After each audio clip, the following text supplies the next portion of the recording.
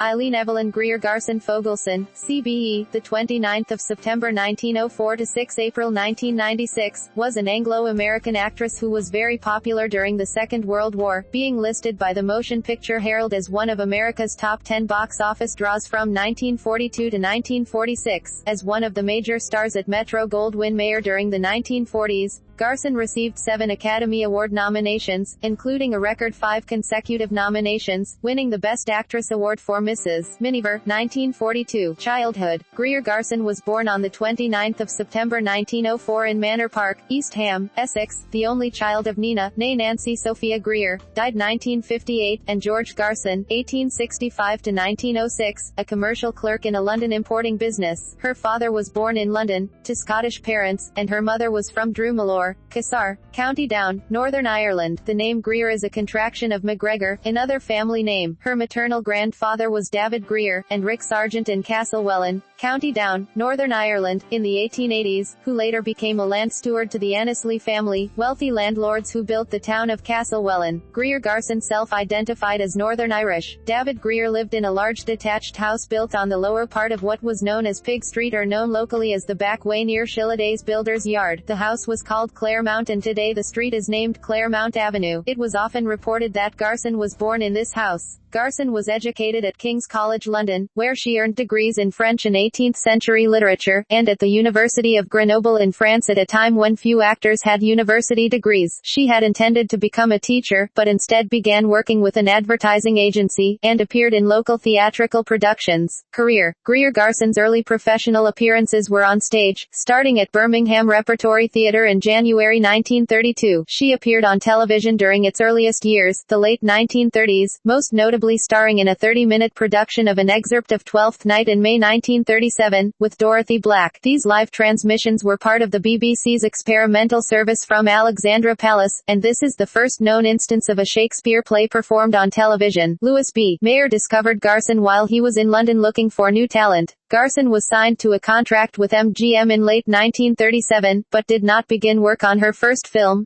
Goodbye, Mr. Chips, until late 1938. She received her first Oscar nomination for the role, but lost to Vivien Leigh for Gone with the Wind. She received critical acclaim the next year for her role as Elizabeth Bennet in the 1940 film, Pride and Prejudice. Garson starred with Joan Crawford in When Ladies Meet in 1941, and that same year became a major box office star with the sentimental Technicolor drama, Blossoms in the Dust, which brought her the first of 5 consecutive Best Actress Oscar nominations, tying Bette Davis's 1938-42 record, which still stands. Garson won the Academy Award for Best Actress in 1942 for her role as a strong British wife and mother in the middle of World War II in Mrs. Miniver. Guinness Book of World Records credits her with the longest Oscar acceptance speech, at 5 minutes and 30 seconds, after which the Academy Awards instituted a time limit. She was also nominated for Madame Curie, 1943, Mrs. Parkington, 1944, and The Valley of Decision, 1945. Garson frequently co-starred with Walter Pidgeon, ultimately making 8 pictures with him: Blossoms in the Dust, 1941, Mrs. Miniver, 1942, Madame Curie, Mrs.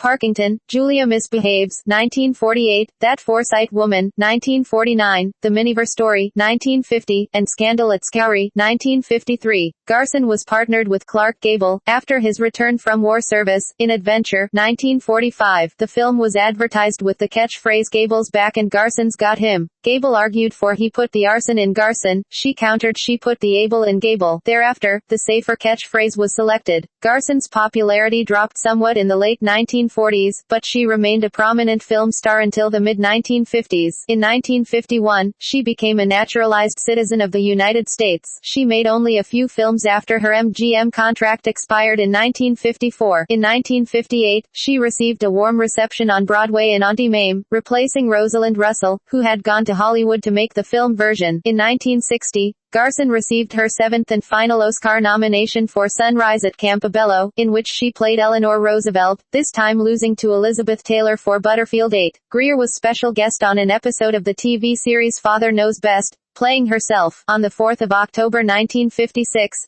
Garson appeared with Reginald Gardiner as the first 2 guest stars of the series, in the premiere of NBC's The Ford Show, starring Tennessee Ernie Ford. Garson appeared as a mystery guest on What's My Line on the 25th of October 1953 and on the 6th of April 1958 to promote her appearance in Auntie Mame. Garson's last film, in 1967, was Walt Disney's The Happiest Millionaire, although she made infrequent television appearances afterwards. In 1968, she narrated the children's television special The Little Drummer Boy, which continues to be aired on ABC Family. During this time, she also appeared on Laugh-In and the Smothers Brothers Comedy Hour. Garson received an honorary Doctor of Arts degree from Southern Methodist University in Dallas, her late husband's alma mater, in 1991. In 1993, Queen Elizabeth II recognized Garson's achievements by investing her as Commander of the Order of the British Empire. Personal life. Garson was married 3 times. Her first marriage, on the 28th of September 1933, was to Edward Alec Abbott Snelson, 1904–1992, later Sir Edward, a British civil servant who became a noted judge and expert in Indian affairs. She lived with him briefly in Nagpur, a small town in central India, but pined for the theatre and finally succumbed to its calling. A besotted Sir Edward reportedly grieved at losing her and would watch multiple screenings of any film of hers that played in Nagpur. The actual marriage reportedly lasted only a few weeks, but it was not formally dissolved until 1943. Garson was the mistress of MGM casting director Benny Thau during her early days at the studio. Her second husband, whom she married, at age 39, on the 24th of July 1943, was Richard Ney, 1916–2004, the younger actor, 27 years old, who played her son in Mrs. Miniver. They divorced in 1947. Ney said the divorce was due to the pressure of sharing a home with his mother-in-law, while Garson testified in court that Ney was critical of her work and accused her of being a has-been. Ney eventually became a stock market analyst, financial consultant, and author. In 1949,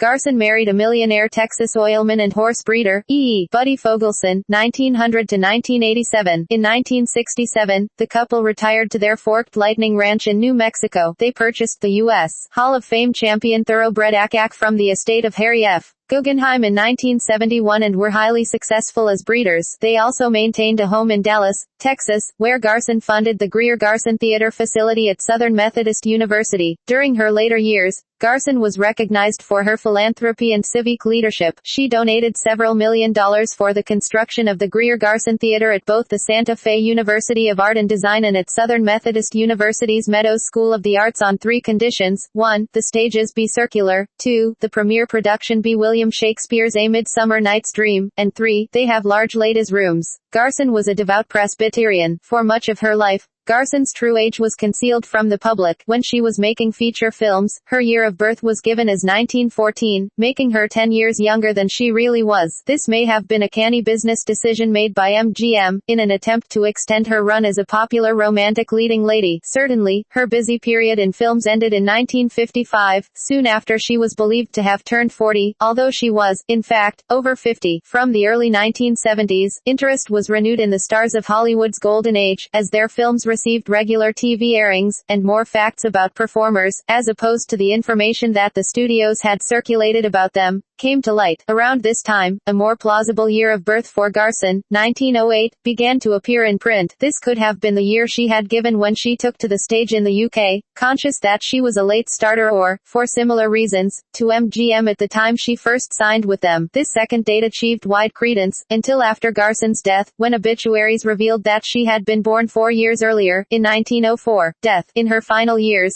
Garson occupied a penthouse suite at the Presbyterian Hospital in Dallas. She died there from heart failure on 6 April 1996, at the age of 91. She is interred beside her late husband in the Sparkman Hillcrest Memorial Park Cemetery in Dallas. Filmography. Radio appearances.